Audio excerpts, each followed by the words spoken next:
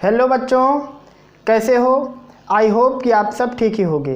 तो आज से हम लोग शुरुआत कर रहे हैं कक्षा 10वीं के मैथ का एक नया टॉपिक, नया chapter, pair of linear equations in two variable, दो चर राशि में रैखिक समीकरणों का युग्म। ये टॉपिक या चैप्टर वास्तव में अपने अंदर बहुत सारा चीज़ समाये हुए रहता है, इसलिए बेहतर ये रहता है कि हम इसको कंसेप्चुअल स्टडी करें। कहीं भी अगर आपका फाउंडेशन ज़रा सा भी वीक होगा, ज़रा सा भी कहीं अगर कमज़ोर होगा, तो फिर आप प्रश्नों को समझ नहीं पाओगे, और जब समझ नहीं पाओगे तो फिर प्रश्नों को हल करने में भी दिक्कत होगी। तो हमने क्या किया है, जितने भी प्रकार के इस चैप्टर के अंदर टोटल जो प्रश्न कवर किए गए हैं, जैसे एज से रिलेटेड प्रश्न है, उसके बाद दूरी का है, चाल और समय का प्रश्न है, काम समय मजदूरी का प्रश्न है, अंकों का प्रश्न है, फिर भिन्नों से संबंधित प्रश्न है। हर एक प्रश्न को कैसे सॉल्व किया जाए, इन सब बातों पर चर्चा करेंगे हम एक एक पार्ट में अलग अलग। और फिर उसके बाद जैसे सब्स्टिट्यूशन मेथड है, यानी प्रतिस्थापन विधि, और वज्र गुणन विधि, क्रॉस मल्टीप्लिकेशन मेथड है, विलोपन विधि है, ग्राफ विधि है, इन सभी विधियों से कैसे प्रश्नों को हल करना है, हर एक चीज़ हम आपको सिखाएंगे। फिलहाल आज का जो हमारा पार्ट है, आज का जो एपिसोड कह सकते हैं, इसमें हम लोग क्या सीखेंगे, इसका इंट्रोडक्शन देखेंगे कि लीनियर इक्वेशन का पहचान क्या है, लीनियर इक्वेशन में अगर समीकरण लिखे हैं तो कौन कौन सा कंडीशन है जब उसके आंसर आएंगे, यानी जिसको हम लोग संगत असंगत कहते हैं, प्रतिच्छेदी समांतर संपाती कहते हैं। ये सारे चीज़ों पर आज हम लोग डिस्कस करेंगे। उसके बाद अगले वाले टॉपिक में हम लोग सीखेंगे, अगले वाले वीडियो में हम लोग सीखेंगे प्रतिस्थापन, विलोपन और वज्र गुणन विधि से प्रश्नों को कैसे हल किया जाए, और फिर सीखेंगे ग्राफ विधि से प्रश्नों को कैसे हल किया जाए। तो ये है आपका चैनल सीक्रेट S5 ट्यूटोरियल, और मैं यश खान आपका तहे दिल से इस्तकबाल करता हूँ अपने इस चैनल में। तो बिना समय गंवाए हुए शुरुआत करते हैं आज की खूबसूरत सी topic, pair of linear equations in two variable. Topic है आज का हमारा pair of linear equations in two variable. अब ज़रा इसको ध्यान से देखो तो इसमें कई सारे चीज़ अपने आप में समाये हुए हैं। जैसे एक इसमें शब्द प्रयोग हुआ है पेयर, फिर लीनियर, फिर एक शब्द लग गया इक्वेशन, और फिर है यहाँ पे टू वेरिएबल। हर एक चीज़ का अपना अलग अलग योगदान है इस पूरे टॉपिक में। किसका क्या है देखो, पेयर का मतलब होता है जोड़ा या युग्म कह सकते हो। लीनियर का मतलब होता है रैखिक, या कह सकते हो रेखाओं जैसा।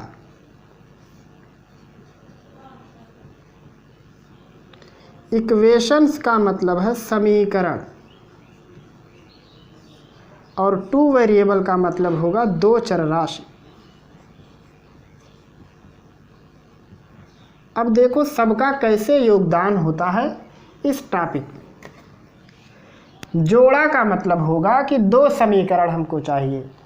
अब दो समीकरण क्यों चाहिए, उसके लिए देखो, अगर आप कोई समीकरण हल करते हो तो जितने किस्म की चर राशियां लगी होती हैं उतने ही समीकरण आपको चाहिए होते हैं। फॉर एग्जाम्पल, अगर मान लो हम समीकरण लिख रहे हैं x + y 1, x + z = 2, z + y = 4। अब ये आपका हल हो जाएगा, क्योंकि इसमें कितने प्रकार की चर राशियाँ हैं, x हो गया, y हो गया, और एक लगा है z। तो जितनी चर राशियाँ होती हैं उतने ही समीकरण होने चाहिए, तभी आपको हर एक वेरिएबल की वैल्यू पता हो पाएगी। आ गई होगी बात समझ में। जितने प्रकार की चर राशियां होंगी उतने ही समीकरण होने चाहिए। जैसे यहाँ पे टू वेरिएबल, इसमें एक इसको मिला के कुल 3 टाइप्स के वेरिएबल हो गए, तो कुल 3 इक्वेशंस भी हैं, 3 समीकरण भी हैं। यहाँ हमको दो चर राशियाँ पढ़नी रहती है। जैसे x और y में इक्वेशन हो सकता है, a और b में हो सकता है, p और q में हो सकता है। तो जब दो वेरिएबल लगेंगे तो दो समीकरण भी चाहिए, तभी जा कर के हल होगा। तो आपको ये बात सिंपल में समझ में आ गई कि जितनी चर राशि लगेगी यानी जितने वेरिएबल होंगे उतनी ही क्या होगी, समीकरण भी होने चाहिए। आई बात समझ में? जैसे अगर मान लो x प्लस वाई इक्वल 4 है तो आपको कम से कम एक और चाहिए। जैसे मान लो 2x प्लस वाई इक्वल 3, या इसमें सिर्फ x ही हो ऐसी कोई जरूरी नहीं है, y अकेले हो, x अकेले हो, या x और y दोनों हो, कम से कम दो समीकरण चाहिए। जितनी राशि लगेंगी उतने ही समीकरण होंगे। अगर कम हो गए तो प्रश्न हल नहीं होगा, अधिक हो गए तब भी प्रश्न हल नहीं होगा। तो समझ गए ये बात कि टू यहाँ पे पेयर और टू वेरिएबल का क्या कॉम्बिनेशन है। दो चर राशि होंगी तो दो समीकरण होंगे, और दो समीकरण होने की वजह से इसको पेयर कहते हैं या युगपत कहते हैं, जोड़ी वाले पद। अच्छा, अब यहाँ एक ये जो चीज़ है इसका मतलब क्या है, लीनियर कहने का मतलब क्या है? लीनियर कहने का मतलब है रैखिक या रेखाओं जैसा। तो अब बताओ, अगर ये हम एक समीकरण लिखें तो इसमें तो रेखा का आता पता नहीं, कोई लाइन नहीं दिख रही है। हाँ, ये बात तो सच है। लेकिन अगर इसको हम लोग ग्राफ में कन्वर्ट कर दें, अगर इसका हम लोग ग्राफ बना दें तो ये एक लाइन बनाएगी। हर एक इक्वेशन एक लाइन को रिप्रेजेंट करता है, लेकिन आपको ऐसा इक्वेशन उठाना है जिसका ग्राफ एक सीधी लाइन हो। जैसे ये भी एक प्रकार का है ग्राफ, ये एक वक्र है, ये भी एक ग्राफ बन सकता है, ये भी एक वक्र है। अभी आपने पॉलिनोमियल में देखा था द्विघात के लिए ऐसे सब जाते थे, क्योंकि वहाँ पे घात कितनी थी, 2। यहाँ पे लीनियर कहने का मतलब होगा ऐसा इक्वेशन जिसका ग्राफ रिप्रेजेंटेशन बिल्कुल एक स्ट्रेट लाइन हो। अब बहुत सारे बच्चों के दिमाग में रहता है स्ट्रेट का मतलब सिर्फ ऐसा सीधा, अगर ऐसा है तो ये स्ट्रेट नहीं। स्ट्रेट का मतलब होता है first point and last point, और इसके बीच में कहीं भी कोई भी पॉइंट आप ले लो तो हर एक पॉइंट लीनियर होने चाहिए। जैसे हर एक पॉइंट क्या है, एक लाइन में। जैसे यहाँ पे देखो, अगर ये है और ये कहीं बीच में पॉइंट ले लो, अब हम कहें आपको इससे मिलाओ तो ये देखो एक लाइन नहीं बना। इसमें क्या, अगर इसको इससे मिलाओ, इसको इससे मिलाओ तो ये सीधी सीधी एक लाइन बनने लगी। तो स्ट्रेट लाइन कहने का मतलब होता है फर्स्ट और लास्ट के बीच में कोई भी पॉइंट ले लो तो पूरे सभी एक सीधी रेखा में होते हैं। तो यहाँ पे लीनियर कहने का मतलब है अगर किसी समीकरण को ग्राफ में कन्वर्ट करो तो एक सीधी लाइन बन जाए तो उसको कहेंगे रैखिक समीकरण। अब फिर से आपका प्रश्न ये उठेगा कि क्या हम लाइन बना बना के देखेंगे कौन रैखिक है या नहीं, क्योंकि आपको बना करके भी देखना पड़ेगा। तो विकल्प में क्या है कि अगर आप हर एक चीज़ को ग्राफ में कन्वर्ट करोगे तो फिर समय ज़्यादा ख़राब हो जाएगा। उसके लिए करना क्या है, आपको कुछ चीज़ें, कुछ क्या मुश्किल से थोड़ी सी चीज़ें रखनी है भेजे में अपने। वो क्या है कि अगर जो यहाँ पे वेरिएबल लगे, देखो दो वेरिएबल है ना, दो चर राशि है, एक x और एक y। अगर वेरिएबल की पावर +1 हो, -1 नहीं, अगर ये लगा है और आप डींग मारने लगे कि ये रैखिक समीकरण है, ये रैखिक समीकरण नहीं है।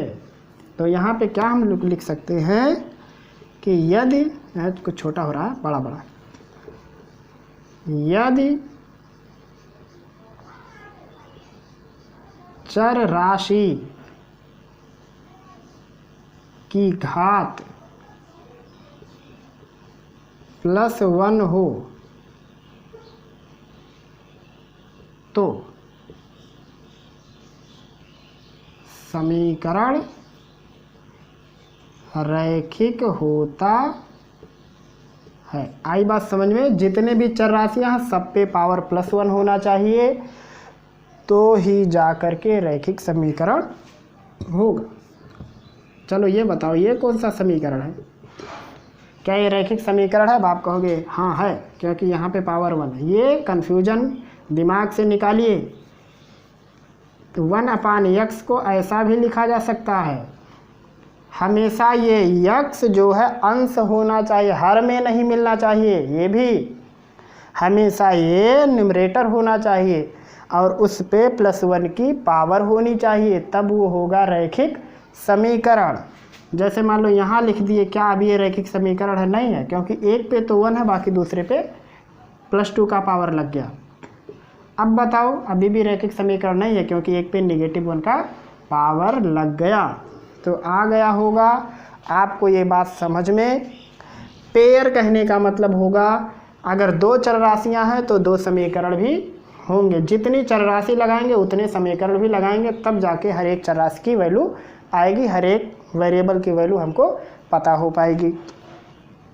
लीनियर कहने का मतलब है अगर उस इक्वेशन का हम लोग ग्राफ बनाएं और ग्राफ एक सीधी रेखा हो तो उसको कहेंगे लीनियर। और लीनियर का पहचान क्या है कि उसमें हर एक वेरिएबल पे +1 का पावर होता है। और इक्वेशन का मतलब तो समझते हो कि इक्वेशन का मतलब होता है कि अगर हम लोग वेरिएबल को और फिर उसके बाद नंबर को साइन यानी चिन्ह के जरिए जोड़ें और उनको लेफ़्ट हैंड और राइट हैंड में इस प्रकार से रखें कि लेफ़्ट हैंड की वैल्यू राइट हैंड के बराबर या राइट हैंड की वैल्यू लेफ़्ट हैंड के बराबर हो, तो उसको कहते हैं इक्वेशन। जैसा नाम वैसा काम। देखो ये इक्वल जैसा है, इक्वल का मतलब बराबर होता है। तो इतनी सी बात समझ में आ गई। जैसी जैसी ज़रूरत की चीज़ हो वैसे वैसे छापते चलो। अब हम लोग देखते हैं कि रैखिक समीकरण का स्टैंडर्ड फॉर्म क्या है। तो अब बात हो रही है स्टैंडर्ड फॉर्म ऑफ ही है पूरा। आई बात समझ में? Standard form of pair of linear equations in 2 variable. आई बात समझ में? तो चर राशि में रैखिक समीकरण युग्मों का मानक रूप क्या होता है, कैसे उसका स्टडी करते हैं मैथमेटिकल लैंग्वेज में। तो स्टैंडर्ड फॉर्म होता है रैखिक समीकरण युग्म वाले का ax + by + c बराबर 0। a का मतलब है कोफिशिएंट ऑफ x, x का गुणांक। तो यहाँ a क्या है? Coefficient of x। b क्या है?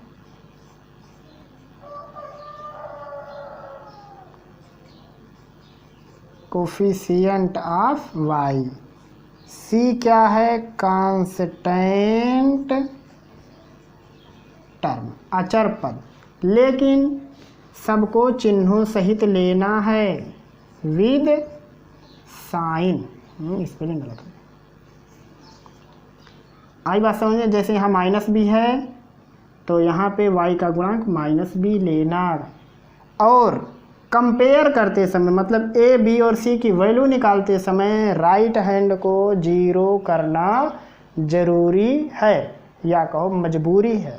दोनों इधर 0 करके ही प्रश्नों को हल करना, नहीं तो पता चले c उधर है तो लिखो कांस्टेंट c की कंपेयर करो। जैसे जैसे जैसे चलो a, b, c की वैल्यू फाइंड करो। हम कुछ लिखते हैं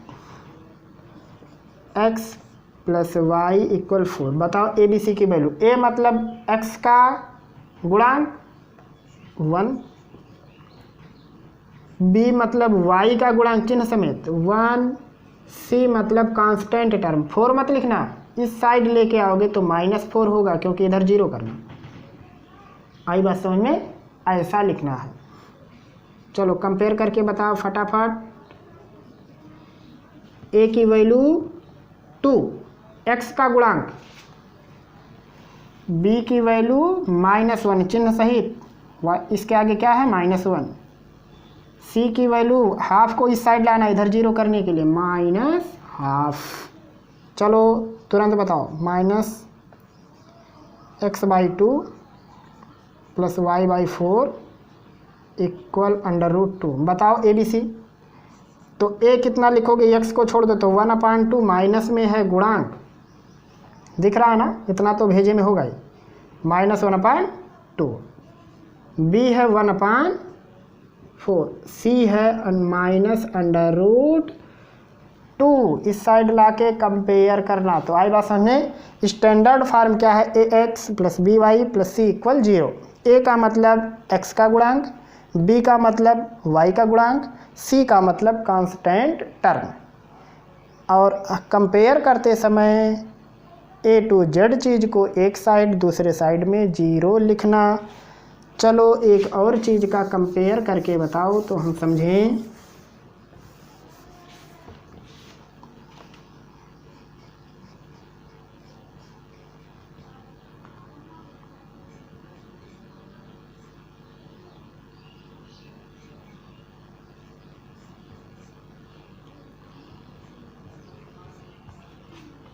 चलो बताओ इसमें ए बी सी की वैल्यू, ए मतलब x का गुणांक, तो x के आगे जो कुछ भी लिखा है वो हो गया। b मतलब y का गुणांक, तो y के आगे जो कुछ भी लगा चिन्ह से तो उसको लिख लो। c मतलब कांस्टेंट टर्म, लेकिन इस साइड होना चाहिए तो पूरा आएगा तो चिन्ह लगेगा माइनस, क्योंकि ये पूरा इस साइड आएगा तो माइनस हो जाएगा 1 के। आई बात समझ में कि नहीं। तो ऐसे हम लोग कंपेयर करके निकालेंगे। अब रही बात ये कि हम लोगों को यहाँ क्या पढ़ना है, यहाँ तो पढ़ना है पेयर में, जोड़े में। तो जब जोड़े में पढ़ेंगे तो कुछ कहानियाँ ऐसी होंगी। पहले वाले इक्वेशन को लिखेंगे a1x b1y + c1 = 0। दूसरे वाले को लिखेंगे a2x + b2y + c2 = 0। क्योंकि दो इक्वेशन होंगे तो इस प्रकार से लिखना, एक को फर्स्ट और एक को, कोई ज़रूरी नहीं है कि ऊपर वाला ही फर्स्ट रहे, नीचे भी फर्स्ट ऊपर सेकंड, ऐसा भी हो सकता है। a1x b1y + c1 में a1 b1 c1 का मतलब होगा पहले में कोफिशिएंट और अचर पद, a2 b2 c2 का मतलब दूसरे में कोफिशिएंट और अचर पद। तो अब हम लोग देखते हैं कि इन दोनों से के गुणांकों में संबंध क्या होगा तो आंसर आएगा या और क्या होगा तो नहीं आएगा। जिसको कह सकते हैं कि कौन सा रेशो होगा तो संगत होगा, असंगत होगा, प्रतिच्छेदी, समांतर, संपाती, ये सारे कंडीशन अब हम लोग देखते हैं। तो एकाग्रचित होकर के बने रहिए चैनल पर और ज़रूरत की चीज़ें लिखते रहिए। तो इसके लिए एक हम आपको एक मस्त VIP टेबल बना के देते हैं जिससे भूलो ना, बाल पक जाएं लेकिन सवाल ना भूलो। कैसे, अच्छा बताओ, a1 b1 c1 a2 b2 c2 थे, तो चलो मान लो रेशो निकालेंगे तो ऐसे तो होगा, इतना तो समझदार हो ही, ऐसे तो होगा। 3 कंडीशन होंगे, पहले तीनों ऐसे लिखते हैं।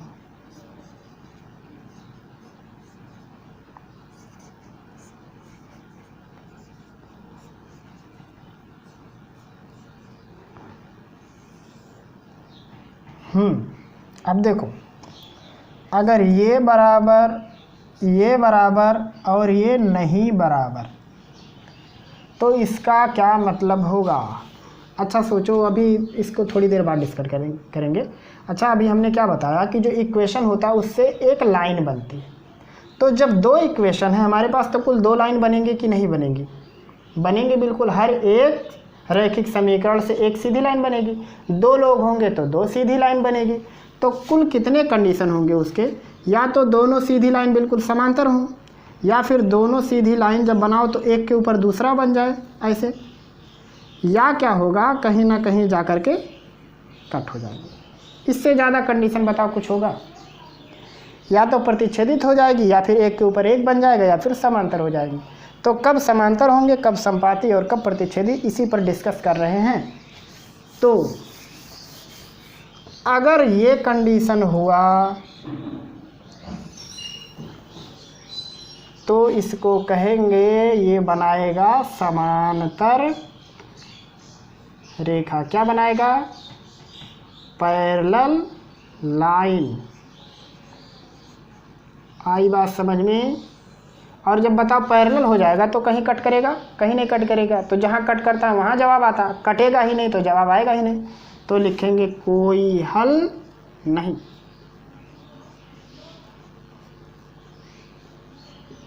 No solution. और जब कोई हल नहीं है तो इसको कहते हैं असंगत। क्या कहते हैं?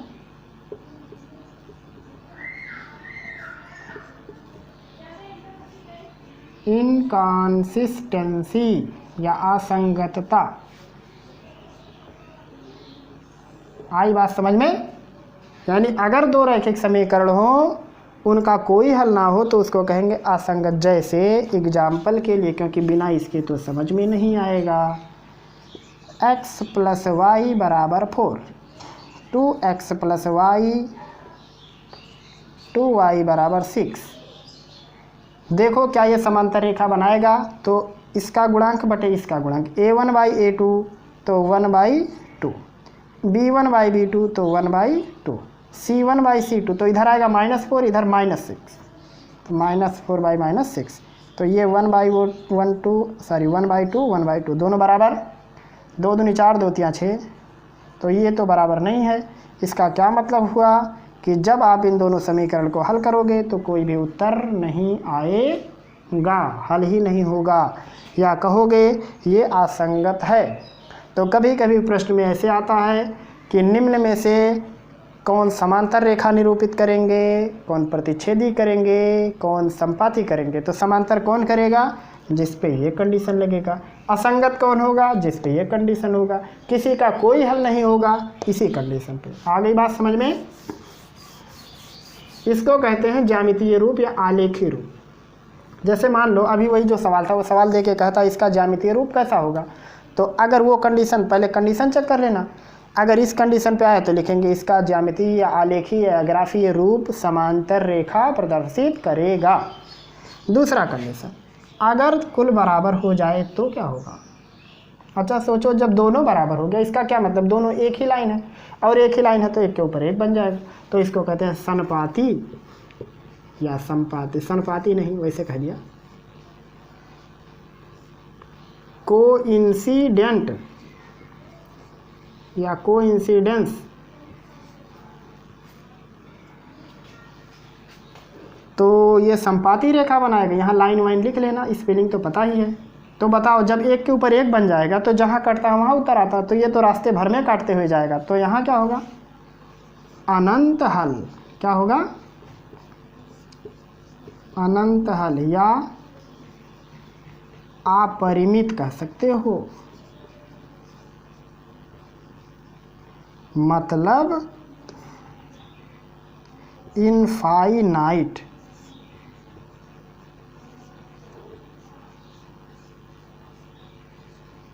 अनंत हल हो गए इसके।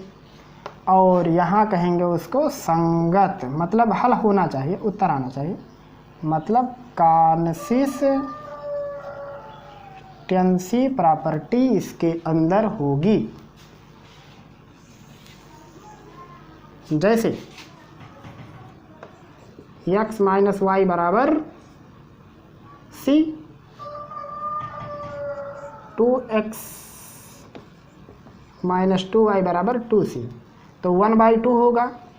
a1 मतलब एक, ऐसा चेक कर सकते हो, पहले में x के गुणांक को a1, दूसरे में x के गुणांक को a2, ये बात तो जान गए ना। तो 1/2 - 1/-2 बराबर ये भी 1/2, c/2c, c से c कट के ये भी 1/2। तो देखो सब 1/2 1/2 1/2 हो गए। यहाँ माइनस रहेगा, ये बात तो जानते हो ना, इस साइड आएगा तो माइनस, इस साइड आएगा तो माइनस, तो इसलिए नहीं लिखें। तो अगर सब 1/2 हो गए, मतलब सबके रेशो बराबर हो गए, तो इसका ग्राफिकल रूप क्या होगा? ज्योमेट्रिकल फॉर्म संपाती रेखा, कोइंसिडेंट। इनफाइनाइट होंगे इसके सॉल्यूशन, अनंत हल होंगे। और समीकरण कैसा कहलाएगा? असंगत प्रॉपर्टी के आधार पे। अब एक ठो है ही बचा, इसका खासियत क्या है? अगर ये शुरुआते वाला बराबर ना हो तो तब इसको नहीं चेक करना। यहाँ से चेक करते हुए चलना। अगर ये दोनों बराबर नहीं हुए तो फिर इसको छोड़ देना। जैसे 2x + y = 1 और 3x + 2y = 1 मान लो। तो यहाँ अगर कंपेयर करो तो ये कितना होगा 2/3, ये 1/2 और ये 1/1 होगा। या मान लो अगर यहाँ 1 यहाँ 2 लिख दे, ये भी 1/2 हो गया। तो आपको ये नहीं तब देखना, अगर शुरुआत वाला ही बराबर नहीं हो गया, बराबर नहीं हुआ, तो फिर इसकी कोई ज़रूरत नहीं। आपको यहाँ से देखते हुए जाना। अगर ये दोनों बराबर हो गया तब सी को टच कर देना। तो या तो सी बराबर आएगा या फिर नहीं आएगा। नहीं आएगा तो समांतर होगा, आएगा तो संपाती होगा। तो अगर शुरुआत में ही बराबर नहीं है, यानी a1/a2 और b1/b2 ही बराबर नहीं, तो फिर इसकी कोई ज़रूरत नहीं है। तो अगर ऐसा हुआ तो इसका उत्तर आएगा। और कब आएगा? जब दोनों लाइन कहीं कटेंगी एक जगह पर। तो एक जगह पर कटेंगी तो उसको कहेंगे प्रतिच्छेदी रेखा। राइटिंग बंदगी।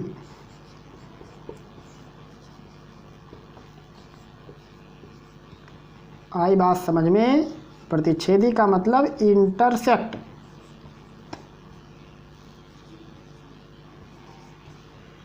और अगर कट करेगा तो एक ही उत्तर आएगा, तो इसको कहेंगे केवल एक हल,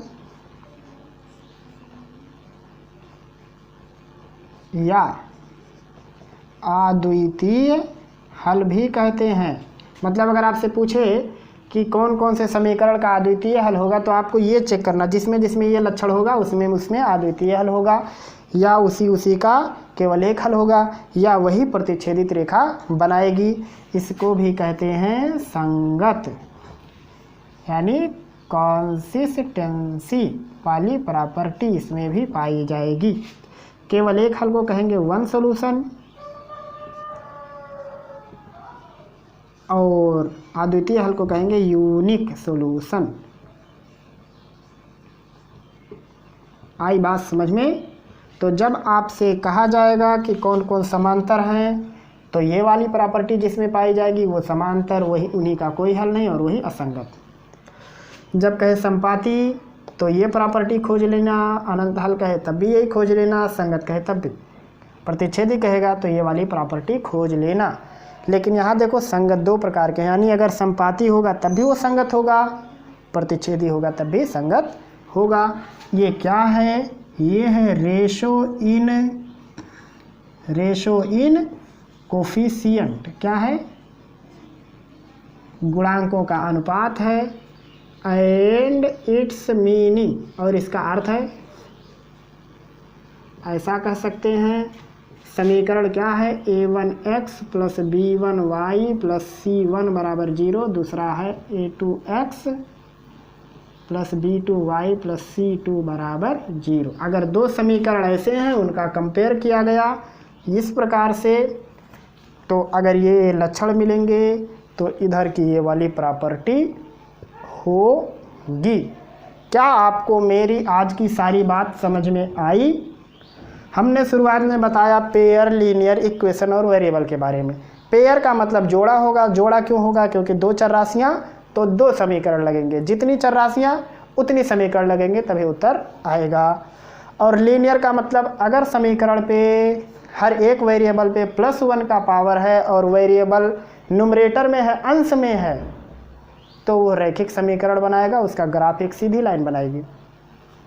फिर हमने देखा उसका मानक रूप ax + by + c। a का मतलब कोफिशिएंट ऑफ x, b का मतलब कोफिशिएंट ऑफ y, c का मतलब कांस्टेंट टर्म लेकिन चिन्ह सहित, ये भी हम आपको बता दिए। c का मतलब है हमेशा c खोजने के लिए, कांस्टेंट टर्म खोजने के लिए एक पक्ष 0 होना कंपलसरी है, तभी ऐसा करना। हाँ, और भी दूसरे तरीके हैं, लेकिन कंसेप्चुअल तरीका यही है कि एक पक्ष 0 होगा तभी c को फाइंड करना, कांस्टेंट टर्म को तभी खोजना। जैसा भी हम हर बार करके बता रहे थे, एक साइड में c था तो हम लोग उसको इस साइड कर ले रहे थे, उस साइड 0 कर दे रहे थे। अगर उधर पहले से 0 है तब कोई बात नहीं है। फिर उसके बाद हम लोगों ने देखा अगर दो समीकरण हो तो a1 b1 c1 होंगे, a2 b2 c2 होंगे, जितनी चर राशियाँ उतने समीकरण होंगे। फिर उसके बाद हमने इनके गुणांकों के बीच में संबंध देखा। 3 प्रकार से रिलेशन है, एक है 2 बराबर तीसरा नहीं, एक है तीनों बराबर, एक है पहले ही दोनों बराबर नहीं है, तो फिर सबका अलग अलग अर्थ है। अब चलिए कुछ सवालों की मदद से हम आपको ये चीज़ समझाते हैं और उसके बाद बंद करेंगे आज की ये टॉपिक। हम कुछ सवाल लेते हैं, उनमें से आप लोग छाट छाट के बताइएगा। 5 सवाल लेते हैं, इन्हीं 5 की मदद से आपको सिखाने का प्रयास करेंगे। 2x + y = 1/2 और x - y = 1, kx + y = -q -kx + y = q और x - y - 1 = 0,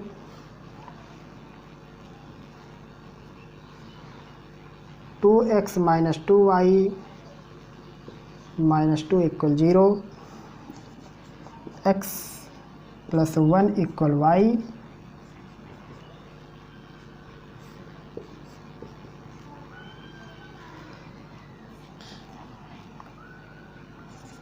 (3x + 3y = 9),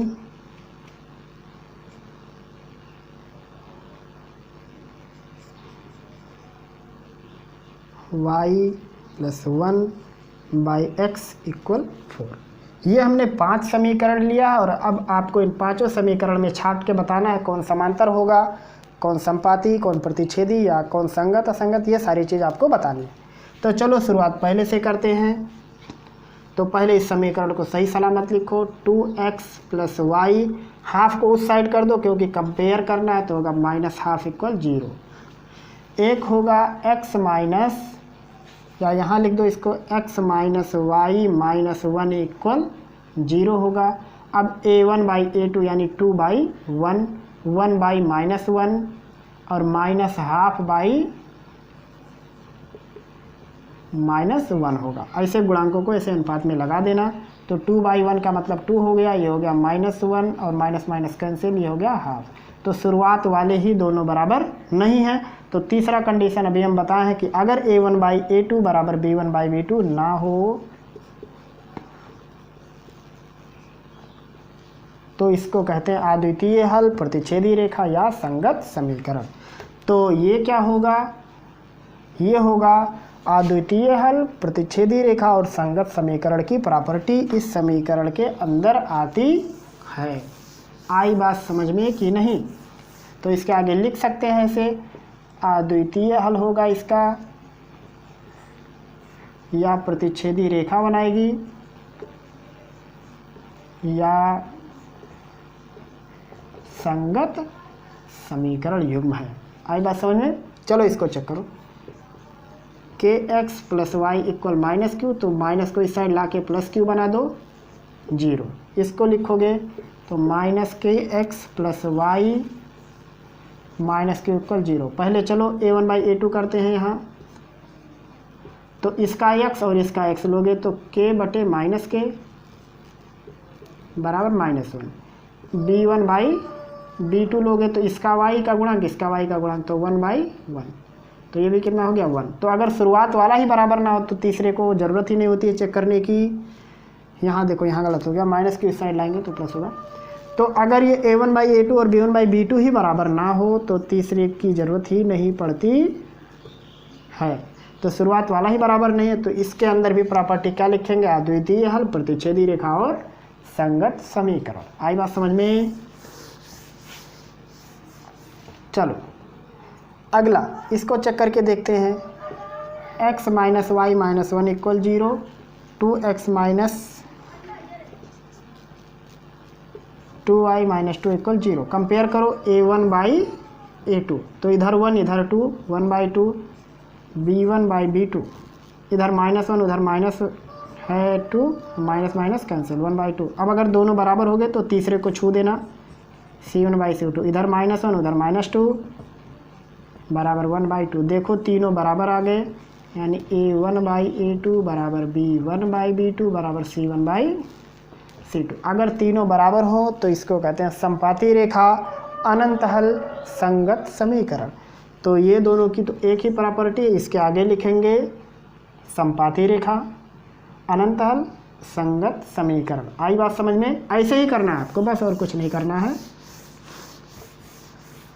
फिर ये वाला है, चलो एक हम लगा के एकदम एग्जैक्ट बता देते हैं कि कैसे लगाया जाएगा कापी पे। जैसे ये प्रश्न है x + 1 = y, तो पहले क्या करेंगे, सबको एक साइड लेंगे तो इधर आएगा, तो ये कितना होगा x - y + 1 =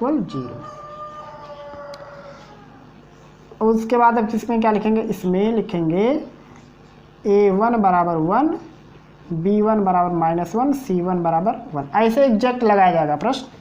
फिर लिखेंगे x + 1/y = 2, तो y का उधर गुणा करेंगे तो होगा ये x + 1 = y, इधर आएगा तो होगा x - 2y + 1 = 0।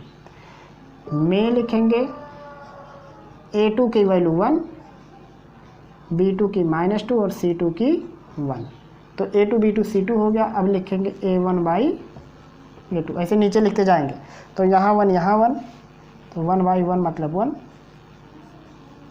B1/B2, इधर B1 है -1 और इधर B2 है -2, तो ये हो गया 1/2। अब देखो शुरुआत वाला ही बराबर नहीं है, तो नीचे क्या लिखेंगे, चूँकि A1/A2 नॉट इक्वल B1/B2, इसलिए यह एक प्रतिच्छेदी रेखा बनाएगी, केवल एक हल होगा, संगत समीकरण का लक्षण है इसके अंदर। जो भी पूछा जाएगा वही आप लिखना। अगर मान लो पूछे सब प्रॉपर्टी तो सब लिख देना, नहीं तो अगर पूछेगा कौन संगत कौन असंगत, तो ये संगत के अंदर आएगा। ऐसे बिल्कुल जैसे मैंने लगाया ऐसे ही लगाया जाएगा। चलो अब इसको लगा देते हैं। यहाँ देखो, इसको इस साइड लेके आओगे तो होगा 3x + 3y - 9 = 0, तो A1 होगा 3, B1 होगा 3 और C1 होगा -9। इसको सही सलामत बनाओगे तो होगा ये पहले y + 1 = 4x, ये इस साइड आएगा तो होगा -4x + y + 1 = 0। यहाँ A2 हो गया -4, B2 हो गया 1, C2 हो गया 1। कंपेयर करो A1/A2, तो यहाँ 3 है और यहाँ -4, तो हो गया ये -3/4। B1/B2, तो B1 की वैल्यू इधर 3 है और इधर B2 की वैल्यू 1 है, तो ये हो गया 3। अब देखो ये शुरुआत वाले ही बराबर नहीं हुए, तो लिखेंगे चूँकि A1/A2 नॉट इक्वल B1/B2, इसलिए यह प्रतिच्छेदी रेखा केवल एक हल और संगत समीकरण का लक्षण अपने अंदर रखता है। तो ऐसे आपको पहचान लेना है। सवाल दे के ऐसे पूछेगा आपसे कि निम्न में से प्रत्येक का ग्राफीय रूप कैसा होगा, ऐसा भी पूछ सकता है। तो केवल ग्राफीय रूप पूछा है तो इसका ग्राफीय रूप कैसा होगा, प्रतिच्छेदी रेखा। अगर मान लो ऐसा पूछता कि निम्न में से कौन संगत कौन असंगत, तो ये संगत की कैटेगरी में आता। पूछता निम्न में से किसका हल केवल एक हल होगा, मतलब किसका अद्वितीय हल होगा, तो इसका अद्वितीय हल होता, क्योंकि इसमें ये दोनों बराबर नहीं है। तो ये था आज का topic, pair of linear equations in 2 variable, जिसमें हम लोगों ने चर्चा किया इसका इंट्रोडक्शन, इसका स्टैंडर्ड फॉर्म और उसके बाद ratio in coefficient of pair of linear equations in 2 variable, और हर एक रेशो का क्या मतलब होता है हमने उस पर भी चर्चा की। तो अगर इससे संबंधित आपका कोई प्रश्न, कोई सलाह या सुझाव हो तो कमेंट सेक्शन के ज़रिए आप हमको ज़रूर बताएंगे। और अगर किसी माध्यम से आप तक पहुंचा है ये वीडियो और आपने अभी तक सब्सक्राइब नहीं किया है, अगर लगता है आपके लिए फ़ायदेमंद है, तब जा कर के सब्सक्राइब ज़रूर कर लीजिए, दूसरे लोगों तक पहुंचा दीजिएगा ताकि उनका भी हेल्प हो सके। फिर मिलेंगे हम लोग जल्द ही अगले वीडियो में, तब तक के लिए पढ़ते रहिए, हंसते रहिए, मुस्कुराते रहिए। फिर मिलेंगे जल्द ही अगले वीडियो में। खुदा हाफिज़।